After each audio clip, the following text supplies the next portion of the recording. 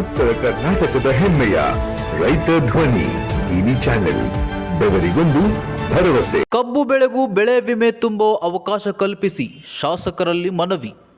ಹೌದು, ಹಾನಗಲ್ ಜಿಲ್ಲೆಯಲ್ಲಿ 25 ಲಕ್ಷಕ್ಕಿಂತ ಹೆಚ್ಚು ಟನ್ ಕಬ್ಬು ಬೆಳೆಯುತ್ತಿದ್ದಾರೆ. ಜಿಲ್ಲೆಯಲ್ಲಿ 3 ಸಕ್ಕರೆ ಕಾರ್ಖಾನೆಗಳಿವೆ. ಅದರಲ್ಲಿ ಹಾನಗಲ್ ತಾಲೂಕಿನಲ್ಲಿ ಅತಿ ಹೆಚ್ಚು 10 ಲಕ್ಷಕ್ಕಿಂತ ಹೆಚ್ಚು ಟನ್ ಬೆಳೆಯುವ ರೈತರಿದ್ದಾರೆ. ಈ ವರ್ಷ ಬೇಸಿಗೆಯಲ್ಲಿ ಬೋರ್ವೆಲ್ನಲ್ಲಿ ನೀರು ಕಡಿಮೆ ಆಯಿತು ಅಂತ, ನಂತರ ಮುಂಗಾರು ಮಳೆ ಸಹಿತ ಕೈಕೊಟ್ಟ ಪರಿಣಾಮವಾಗಿ ಕಬ್ಬಿನ ಇಳುವರಿಯಲ್ಲಿ ಬಹಳಷ್ಟು ಕುಂಠಿತವಾಗುವ ಸಾಧ್ಯತೆ ಇದೆ.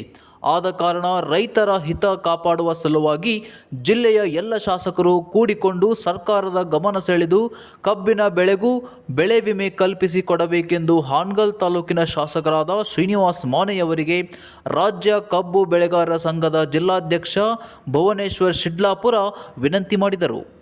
ನಂತರ ಹಾನಗಲ್ ತಾಲೂಕಿನ ಕೆರೆ ತುಂಬಿಸುವ ಯೋಜನೆ, ಸಾಲ ಮನ್ನಾ ಹಾಗೂ ಬೆಳೆ ವಿಮೆ ತುಂಬುವ ನ್ಯೂನ್ಯತೆ ಸರಿಪಡಿಸಲು ಮತ್ತು ಬರಗಾಲ ಘೋಷಣೆ ಮಾಡುವ ಕುರಿತು ಹಾನಗಲ್ ತಹಶೀಲ್ದಾರ್ ಕಚೇರಿಯ ಸಭಾಂಗಣದಲ್ಲಿ ಮಾನ್ಯ ಶಾಸಕರು, ಅಧಿಕಾರಿಗಳ ಹಾಗೂ ರೈತ ಮುಖಂಡರ ಸಭೆಯನ್ನು ಆಯೋಜಿಸಲಾಗಿತ್ತು. ಸಭೆಯ ಅಧ್ಯಕ್ಷತೆಯನ್ನು ಶಾಸಕ ಶ್ರೀನಿವಾಸ್ ಮಾನೆಯವರು ವಹಿಸಿಕೊಂಡಿದ್ದರು.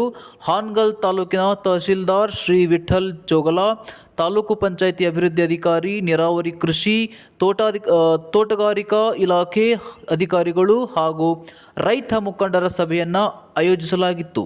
ಬರಗಾಲ ಇರೋ ಕಾರಣ ವರದಾ ನದಿಯಿಂದ ತಾಲೂಕಿನ ಎಲ್ಲ ಕೆರೆಗೆ ನೀರು ತುಂಬಿಸುವ ಯೋಜನೆಗಳನ್ನು ಸಮರ್ಪಕವಾಗಬೇಕು ಶಾಸಕರು ಅಧಿಕಾರಿಗಳಿಗೆ ತಿಳಿಸಿದರು. ರೈತರು ಬರಗಾಲ ಬೆಳೆ ವಿಮೆ ತುಂಬುವುದು, ಹಿಂದಿನ ವರ್ಷ ಬೆಳೆ ವಿಮೆ ತುಂಬಿದ ಅವಧಿ ಮುಗಿದು 8 ತಿಂಗಳಾದರೂ ಬೆಳೆ ವಿಮೆ ಬಿಡುಗಡೆಯಾಗಿರುವುದಿಲ್ಲ. ಆದ ಕಾರಣ ತಕ್ಷಣವೇ ಬೆಳೆ ವಿಮೆ ಬಿಡುಗಡೆ ಮಾಡಬೇಕೆಂದು ರೈತರು ತಿಳಿಸಿದರು. ಈ ಸಂದರ್ಭದಲ್ಲಿ ರೈತ ಮುಖಂಡರಾದ ಭುವನೇಶ್ವರ್ ಶಿಡ್ಲಾಪುರ, MS ಪಾಟೀಲ್, ಮರಿಗೌಡ್ರ ಪಾಟೀಲ್, ಮಹಾಲಿಂಗಪ್ಪ ಬಿದ್ರಹಳ್ಳಿ, ಚನ್ನಬಸಪ್ಪ ಹಾವಣಗಿ, ರುದ್ರಪ್ಪ ಹಣ್ಣಿ, ಮರುದ್ರಪ್ಪ ಕುಸನೂರ್, ಬಸಂತಪ್ಪ ಮೆಳಿಹಳ್ಳಿ, ಇನ್ನು ಅನೇಕ ರೈತ ಮುಖಂಡರು ಹಾಜರಿದ್ದರು.